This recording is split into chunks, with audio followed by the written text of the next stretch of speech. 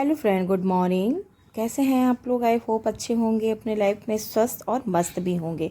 जय माँ कामाख्या। तो देखिए, मैं बना रही हूँ, बच्चों का टिफ़िन रेडी कर रही हूँ। तो मैं पनीर की भुर्जी बना रही हूँ, जिसके लिए मैंने प्याज वगैरह जो है ना, मैंने सारे खड़े चीज़ दिए हैं, कोई भी चीज़ मैंने पीसा नहीं है। और हल्का सा मैंने बस ग्रेवी के लिए थोड़ा सा पानी दे दिया और बस गर्मा गर्म रोटियां बना दी हैं। उसके साथ देसी घी लगा दिया है।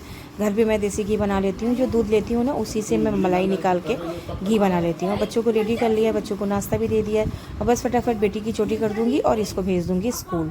तो बच्चे लोग स्कूल चले जाएंगे तो फिर और आगे का जो किचन का काम होता है, आराम से चाय पीने के बाद करूँगी। इसे मैंने गोभी आलू मटर की भुजिया बना ली है दाल के साथ दोपहर के लिए, और चाय रखी है। चाय मेरी बन चुकी है। बस 1 कप मैं पहले चाय पीऊँगी। चाय पीने के बाद थोड़े शरीर में ताजगी आएगी, उसके बाद फिर होगा आगे का काम। क्योंकि फिर जब तक मैं चाय नहीं पीती हूँ, मेरी जो चेहरे पे और जो मेरे बदन में ताजगी होती है ना, वो तब तक नहीं आती है। तो ऐसे बच्चों को भेजने के बाद मैं आराम से चाय पीती हूँ, क्योंकि फिर मुझे ज़्यादा प्रेशर नहीं रहता है। उसके बाद फिर हस्बैंड का जब टाइम रहता है तो आराम से मैं अपना धीरे धीरे 9 बजे तक वो जाते हैं। फिर मैंने देखिए चना भी रखा था भिगोने के लिए, और ये तब से उनका कुछ मीटिंग था, तो ये अपना काम कर रहे थे। और फिर उसके बाद मैं फटाफट किचन में आ गई। हर लेडीज़ का सुबह सुबह इतने काम रहते हैं ना, कि 50 काम रहते हैं, एक काम ख़त्म नहीं होता है, दूसरा काम स्टार्ट हो जाता है। तो उसी टाइम देखिए किचन में पानी की बोतल दिख गई, तो मैं फटाफट कर लूँगी, फ़िल्टर कर लूँगी बोतल, और सारी बोतल को धुल के अच्छे से क्लीन करने के बाद मैं भरती हूँ। क्योंकि बच्चे दिन भर पीते हैं, इधर उधर पड़ी रहती हैं, तो फिर मेरा मन नहीं मानता है। उसके बाद फिर देखिए बस फटाफट इनको भी नाश्ता दे दूँगी, ये भी खा पी के ऑफिस निकल जाएंगे। उसके बाद मैं भी नाश्ता कर लूँगी। उसके बाद फिर जो दोपहर का काम होता है ना, वो करूँगी। तो मैंने जो काबुली चने भिगोए थे ना, उसको मैं बनाऊँगी दोपहर के लिए छोले गरम गरम। तो मैंने उसको बॉईल करने के लिए मैं रख दूँगी, और अभी पहले इनको दे देती हूँ नाश्ता।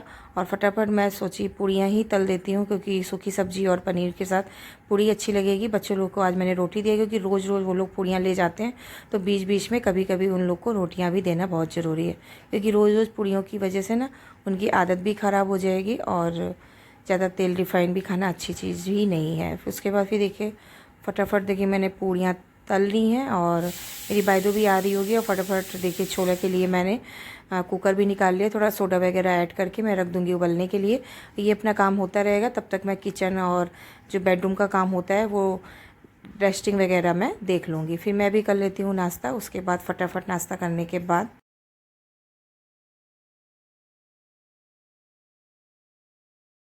के काम से खाली हुई, नाश्ता करने के बाद फिर देखिए आ गई मैं बेडरूम में। तो कुछ कभी कभी ना मैं सामान को हटा हटा के झाड़ू लगा लेती हूँ, क्योंकि ना अच्छे तरीके से झाड़ू नहीं लग पाती है, तो देखिए कितना कचरा निकलता है। तो मैं कभी कभी सोफ़ा हटा के, ड्रेसिंग हटा के, खिड़कियाँ वगैरह जो कभी कभी खुलती हैं, रोज़ नहीं खुल पाती हैं, तो वो मैं इसी तरीके से कभी कभी चीज़ों को खिसका के मैं अच्छे तरीके से झाड़ू लगा लेती हूँ। फिर जब वो बायदो आती है ना, तो अच्छे से पोछा वोछा लगा देती है। तो ड्रेसिंग के सामान भी बहुत ज़्यादा धूल मिट्टी आती है। गर्दा देख रहे हैं ना, पर्दा हिल रहा है, हवा बहुत आती है, और हवा से बहुत ज़्यादा धूल मिट्टी आती है घर में, तो अच्छा नहीं लगता है धूल मिट्टी। जब बिस्तर आप अच्छे से टाइट करके रखिए और हर जगह धूल बैठा रहता है, तो मन को सुकून नहीं मिलता है। तो इसलिए मैं हफ्ते में 1 या 2 दिन सामान को हटा हटा के कोशिश करती हूँ कि मैं अच्छे से जाला मार दूँ पूरे घर का, और चीज़ों को हटा के कोने कोने से कूड़ा निकाल के और चीज़ों को अच्छी तरीके से मैं पोंछ लूँ।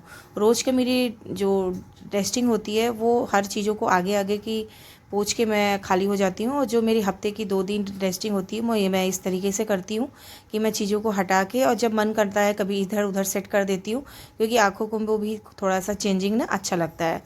कुछ चीज़ें ना कभी कभी चेंज करिए ना लाइफ में, तो अच्छा भी लगता है। तो घर को भी इसी तरीके से कभी कभी चेंज कर देती हूँ, तो मुझे भी अच्छा लगता है और मेरे फैमिली वालों को भी अच्छा लगता है। कुछ घर में, बेडरूम में, किचन में जब चेंजिंग कर लेती हूँ, तो इसी तरीके से जो फूल पत्तियाँ थी तब अच्छे से मैं धुल लूँगी, और धुलने के बाद अच्छे से ऊपर को जो पोर्शन है ना, उसको अच्छे से पोंछ के और क्लीनर करके और सारे सामान को मैं सेट कर दूँगी इसी तरीके से। और पर्दे वगैरह तो भी साफ़ लग रहे थे, मुझे गंदे नहीं लग रहे थे, क्योंकि मैंने अभी माँ कामाख्या का जो पूजा चल रही थी ना, उस बीच में मैंने सारे पर्दे धुल दिए थे। तो अभी पर्दे साफ़ ही चल रहे हैं। तो अभी मैं सावन आ रहा है ना, तो सावन में मैंने सोचा है सारे पर्दे फिर से धुलूँगी, क्योंकि इतने जल्दी जल्दी पर्दे भी नहीं धुलना चाहिए। 20 दिन 25 दिन में करीब मैं पर्दे धुलती हूँ। और क्योंकि तबीयत भी ठीक नहीं रहती, ज़्यादा काम फैलाइए तो फिर ज़्यादा दिक्कत पैदा हो जाती है। तो मैं कोशिश करती हूँ कि शरीर भी ठीक रहे और चीज़ों को इतने अच्छी तरीके से आप रखें कि आपकी चीज़ें भी अच्छी लगें देखने में, और आपके ऊपर इतना प्रेशर, इतना हेडेक ना हो।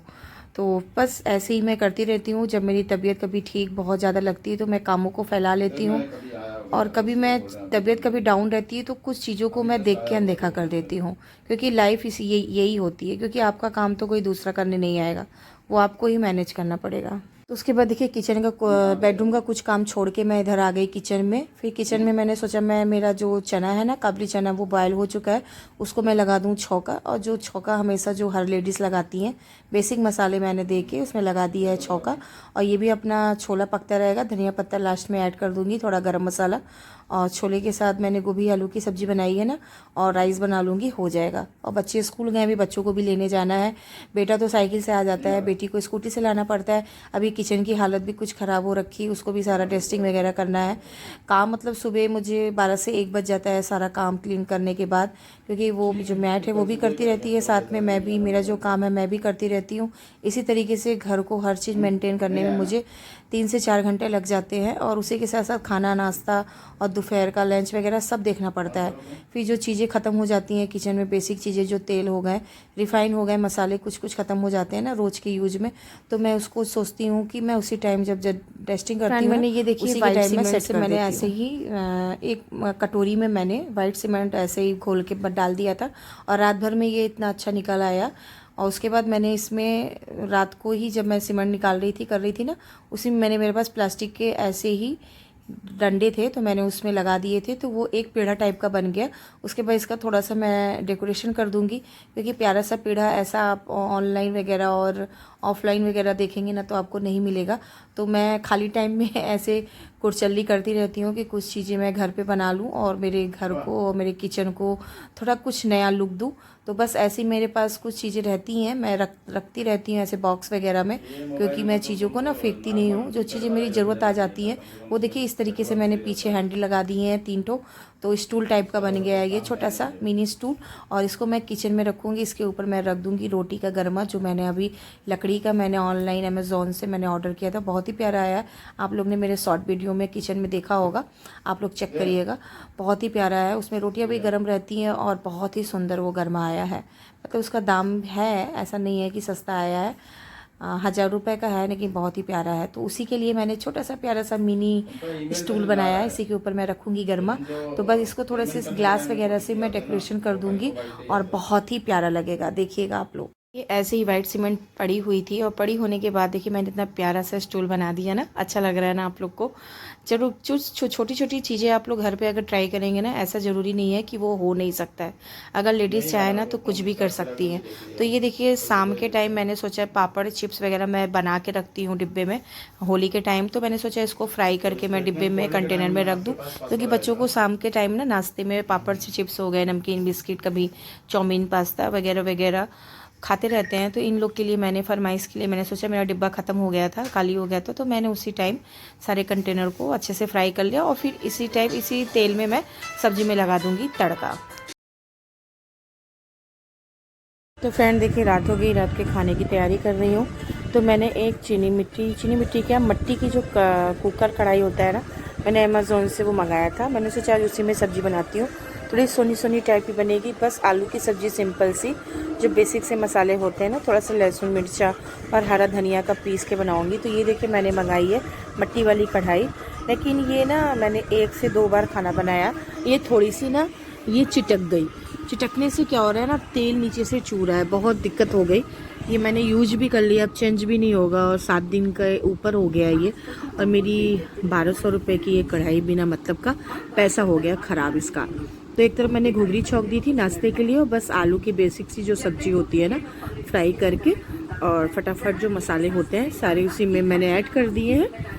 और मैंने सब्जी बहुत थोड़ा सा लेट बनता है, इसमें थोड़ा टाइम लगता है, क्योंकि बहुत मोटी पेंदी की होती है ना ये मट्टी की कढ़ाई, और धीमे धीमे आंच में बनती है, क्योंकि तेज़ आंच कर दोगे तो चट चट चट आवाज़ करती है।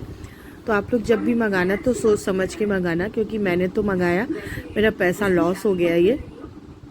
बस रात का खाना बस यही रोटी और सब्जी सिंपल बनेगी। और थोड़ा सा भी ब्लॉग पसंद है तो प्लीज़ लाइक सब्सक्राइब शेयर करना मत भूलिएगा, क्योंकि आपका एक एक लाइक एक एक सब्सक्राइब मेरे लिए बहुत मायने रखता है। आप लोग का सपोर्ट बहुत ज़रूरी है, क्योंकि बहुत लंबा टाइम हो गया मुझे वीडियो बनाते हुए।